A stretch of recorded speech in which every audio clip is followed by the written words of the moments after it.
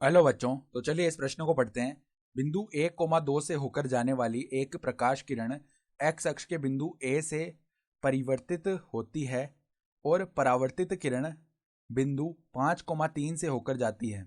ए के निर्देशांक हैं। तो यहाँ पर देखो, इन चारों विकल्पों में से हमें सही विकल्प बताना है। तो प्रश्न में आगे बढ़ने से पहले इस प्रश्न से संबंधित जो मुख्य अवधारणा है उसकी हम चर्चा कर लेते हैं। तो देखो, मुख्य अवधारणा क्या हो जाएगी।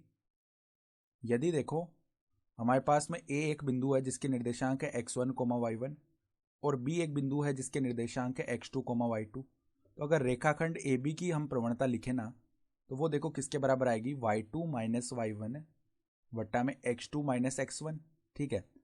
तो यहाँ से देखो, अब हमें क्या बोला गया है कि एक बिंदु है। देखो, अगर ये हमारा हो गया y अक्ष, ये मान लो हो गया हमारा x अक्ष, तो यहाँ पर कोई बिंदु आ रहा होगा जिसको हम ए बोल लेते हैं। ए के निर्देशांक है 1,2। ठीक है। तो यहां से क्या हो रहा है कि कोई प्रकाश की किरण आ रही है, ऐसे आई मान लो प्रकाश की किरण, और एक्स अक्ष से टकराकर परावर्तित हो रही है। ठीक है। तो यहां पर यह होगा अभिलंब इस प्रकार का। ठीक है, देखो तो सही से बना लेते हैं यहां पर। तो ये जो बिंदु आया ये अभिलंब हो रहा होगा। अब परावर्तन के नियम से ये आई हो गया और ये आर हो गया। तो आई बराबर आर आएगा। इसका मतलब क्या है, देखो परावर्तन के नियम से हम बोल सकते हैं कि आई बराबर आर होगा। तो यहां से ये जो कोण थीटा है ये इस थीटा के बराबर आ रहा होगा। ठीक है, क्योंकि आई बराबर आर, ये दोनों कोण अगर बराबर हैं तो यहाँ पर ये पूरा जो कोण है ये 90 माइनस आई होगा। अगर हम इतने इतने कोण की बात कर रहे हैं, इतने इतने कोण की बात करें, तो ये 90 माइनस आई आएगा, 90 डिग्री माइनस आई।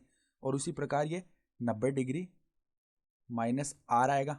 ठीक है। अब चूंकि आर और आई बराबर हैं तो ये दोनों कोण भी आपस में बराबर होंगे, तो इनको हमने एक बार के लिए थीटा बोल लिया है। ठीक है, तो इनको हमने थीटा बोल लिया यहाँ से। ठीक है। तो अब देखो, ये जो बिंदु है ना जिसके हमें निर्देशांक ज्ञात करनी है, एक्स अक्ष पर स्थित है, इसको हमने बिंदु बी बोल लिया है।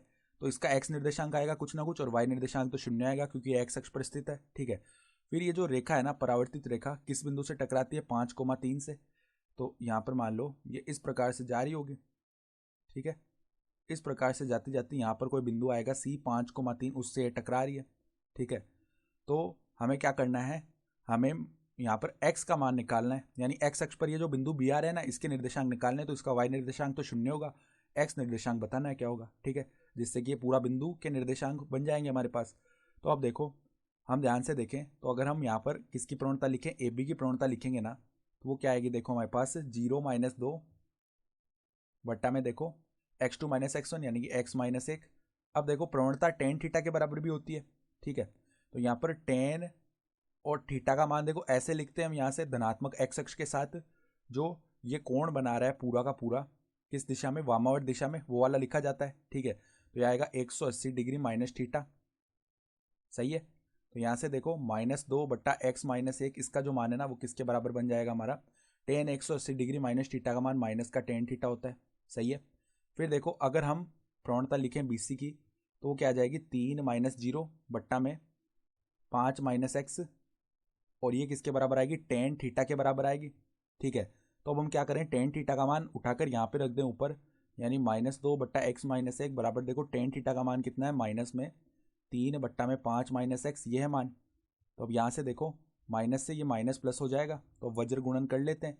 2 गुणा होगा 5 माइनस एक्स से तो 10 माइनस में 2x बराबर में देखो 3 गुणा होगा x माइनस 1 से तो 3x माइनस 3 आ गया। तो यहाँ पर देखो 10 प्लस में 3 बन जाएगा, और ये -2x उस तरफ गया तो 3x प्लस में 2x आ जाएगा। तो 3x प्लस 2x तो हो गया 5x, 10 प्लस में 3 हो गया 13, यानी कि x का जो मान है ना वो किसके बराबर आ जाएगा, 13/5 के बराबर आ जाएगा। यानी कि जो बिंदु बी के निर्देशांक है वो 13/5, 0 आएंगे। ठीक है, ये हो गए बिंदु बी के निर्देशांक। यानी कि हम विकल्प देखें ना तो हमारा विकल्प देखो कौन सा विकल्प, जो विकल्प ए है ना वो सही विकल्प आ जाएगा। तो आशा करता हूँ कि आपको ये प्रश्न समझ में आया होगा। धन्यवाद।